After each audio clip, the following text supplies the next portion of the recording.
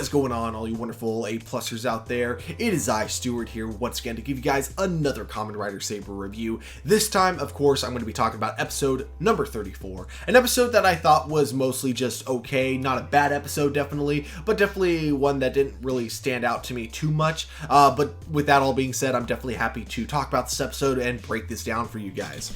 So, first thing I gotta bring up is that opening scene because, oh my gosh, it was incredibly adorable. So Ogami gets out of the hospital, which I didn't really bring up previously that he was in the hospital only because we knew it wasn't going to last that long. We knew the injuries that he took weren't really that fatal or anything. And it was really just, I think it was just an excuse to give the actor maybe a couple days off, as they do from time to time on different TV shows as well.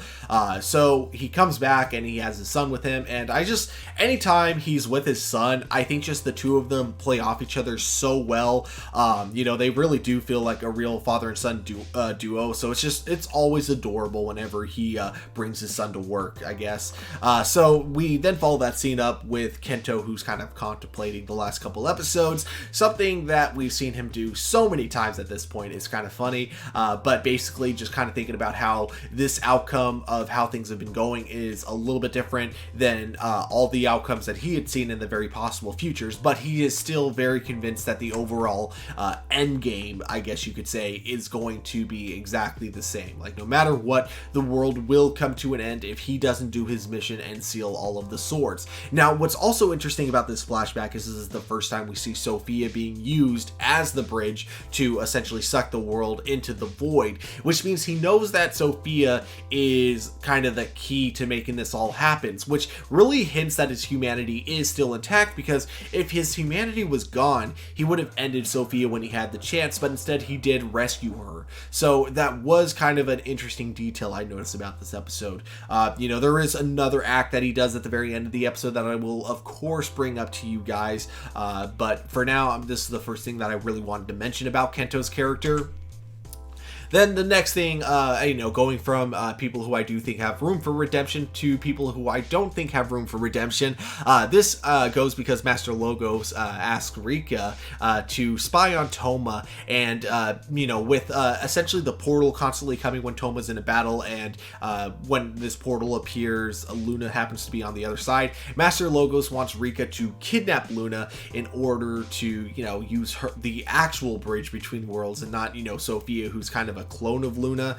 He wants the actual key between worlds, believing that this is what he needs to destroy the world or suck it into the void, or however it is. So Rika has a bit of hesitation with this order, but not enough to actually stop her from doing what he asks. So it kind of comes to that whole thing of these siblings seem to do anything that Master Logos tells them to do, making it really hard for me to really see the redemption for the two of them. That said, I almost know for sure it's coming, just because a lot of Kamen Rider shows tend to have really evil kind of people get redeemed, and I feel like it's going to be the same for the two siblings here. Personally, I hope it doesn't happen, but I'm pretty sure it will. That said, we then get introduced to a new villain, or I guess new villain for me because I haven't seen the Kamen Rider Saber movie, but maybe not a new villain for you guys if you guys have seen the Kamen Rider Saber movie. It definitely is on my list, and the moment it's available, which it might be now, I just haven't looked it up yet, I definitely will check it out and give you guys a review of it for the channel.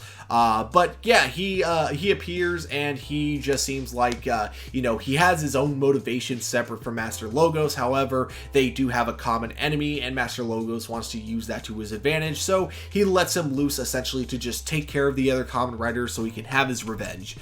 We then cut to Touma and Yuri, who are doing a little bit of a duel, because Touma last time Luna had appeared was in the middle of the battle, so he believes that if he's battling someone else, that same portal might appear and he'll be able to rescue Luna. Unfortunately, the fight goes on and nothing happens. However, we as the audience do get to see how much Touma has really grown as a fighter, because if you remember previously, Yuri used to be able to take on all of the Kamen Riders by himself, but now we see that Touma has grown so much as a fighter that he is able to take on Yuri one-on-one. There's no real conclusion conclusion to who actually would have won the fight, but we do see just the fact alone that Touma is holding his own as good as he is really does show how much he is evolved as a fighter.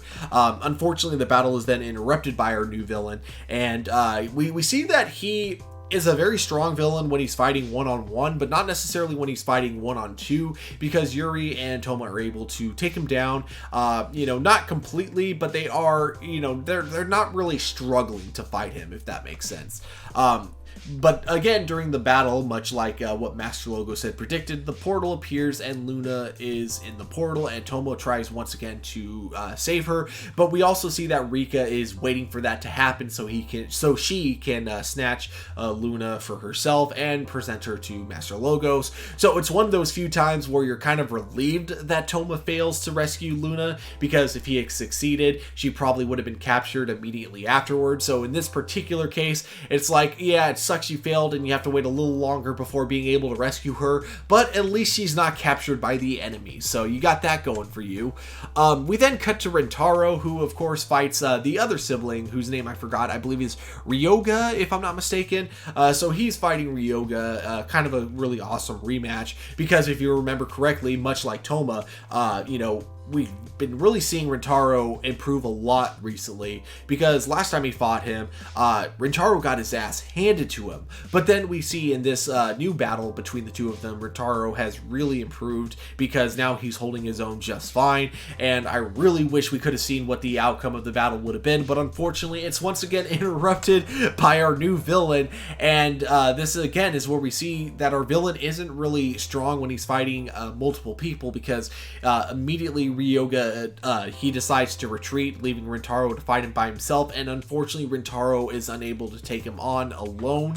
So Touma and Yuri do appear to try to save Rintaro, but unfortunately Kento arrives as well, still with his mission in mind of having to seal up all the swords. One thing that does kind of bother me is that they have a common enemy here, so I don't understand why they don't team up against the villain, seal his sword before Rintaro goes and tries to fight Touma and Yuri. If anything, that would have given him an advantage, because then he could have taken them down while they were fatigued. But, I don't think Kento was smart about his strategy, is all I'm trying to say. But unfortunately, in the middle of this battle, there is a really bad bit of damage, and Yuri is the one who takes the full front of the attack. Now, it's interesting because he gets damaged and he turns back into a sword. And what I think happens here is that because he's knocked out in this fight, and because Yuri's true form is the sword itself, I believe what happens is, because the sword is knocked out, it's unable to project a physical form for itself, so all we get to see of it is the actual sword itself. But that's just, kind of my guess. We don't really get like a full explanation of how that really works. We just know that Yuri turns back into a sword, but thankfully, what worried me is I thought Caliber was going to seal him the moment he was turned into the sword. Thankfully, that does... excuse me. Thankfully, that does not happen. But unfortunately, what happens instead isn't that much better. Rika, unfortunately, is the one to get a hold of it in the middle of this conflict going on. Also, image I did not put up here, but I thought was also kind of important, going back to what I mentioned about Kento's humanity, is that Kento does save Touma's life at one point during the battle. He steps in front of a blast that's coming right towards Touma and, does try to save his life. And again, this does show that, Kento's humanity is still definitely intact. He has his own belief on how to save the world, which definitely conflicts with the other writers, but he isn't a bad guy per se. I still wouldn't call him a bad guy, especially because he had a chance to seal Yuri, which would have been part of his mission, but he doesn't. And I think it's because he knows that the moment he seals Yuri, that's like literally sealing a person away. You're literally taking a life at that point. So I believe that hesitation also kind of shows that, he does have his humanity. Now, don't get me wrong. I think that if Yuri was the last one he was fighting, I think then he would have been okay with doing it. But just, I feel like he's really hesitant on doing Yuri still, just because, you know, that means ending a full-on life, you know, not just sealing up a sword.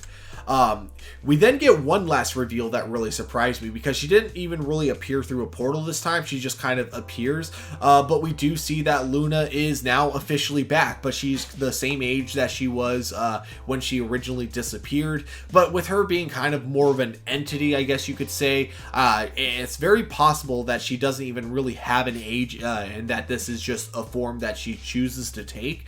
Not really sure if that's how it works, or maybe she just went into the portal and you know, what was like 13 or I forget how many years ago that was for our main characters ended up just being like maybe a day or two for her. So I'm kind of curious how they explain that away in the next episode. But what also really fascinated me about this is really Kento's reaction to this, because I feel like it's safe to say at this point this was not any of the possible outcomes that he saw in any of the different timelines that he had to live through. So I'm really curious to see if this is the moment that really changes his perspective of the timelines that he's lived, or if we're still going to have to wait till probably towards the end of the series for him to finally make a complete 180.